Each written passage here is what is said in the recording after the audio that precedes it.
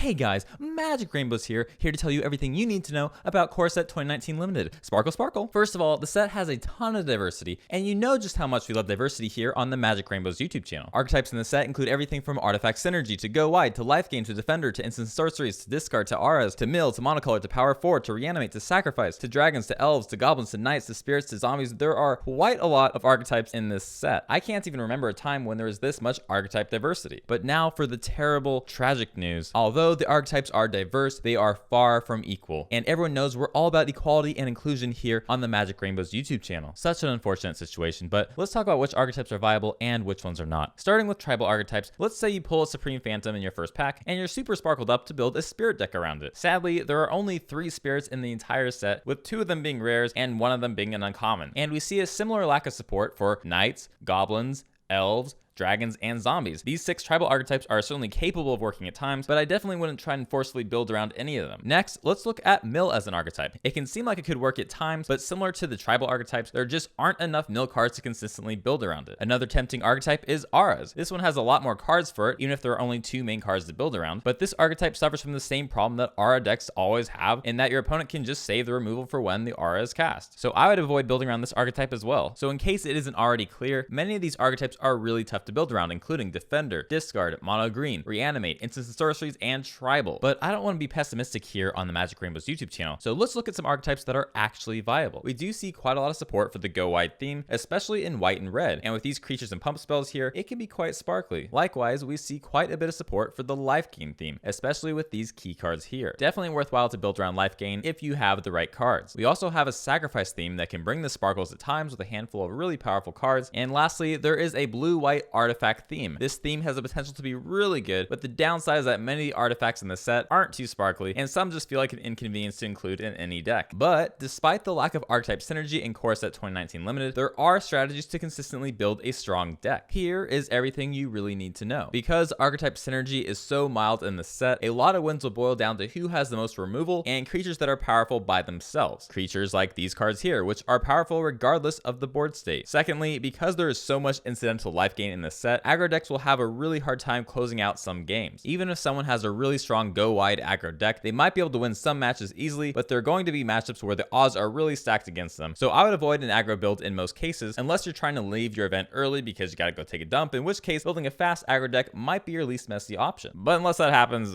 lean towards control. The next thing you need to know is that dual lands will be quite abundant, so building a 3-color deck should be rather easy, especially if the 3rd color is a splash color. Knowing this and the last bit of advice, it would be a good idea to go into the event expecting to build toward a 3-color control deck. And given how abundant dual lands are in that they are commons, drafters might want to pick up multicolored cards much earlier than usual, maybe even on the 2nd or 3rd pick, with the assumption that the build can at the very least splash for these colors. And this leads to the last bit, and arguably the most important tip: watch your mana curve very closely. Without strong archetype synergy, there's a greater importance on being able to play something every turn, and that requires a smooth curve that peaks somewhere in the middle. And one part of the curve that you really have to watch out for in the set is that a lot of strong cards, particularly the multicolored cards, happen to have a converted mana cost of 4. So while the abundance of lands makes running multicolored cards very easy, just be careful that your deck doesn't end up with only late game stuff. And with that, you should be good to go at your limited event. Be sure to subscribe if you're interested in seeing more limited content, and I apologize if I offended anyone by talking too quickly. You could always go back and pause the video at certain parts or rewatch certain parts. Sometimes that helps. And I also want to apologize for the lack of equality in this set. I'm not sure what happened at Wizards to cause this, but if I had to guess, I would say a couple of toxic males must have infiltrated the company and sabotaged the set, but I'm sure Wizards will find them soon and burn them at the stake, and then all will be well. But that is all for now. Good luck at your event, and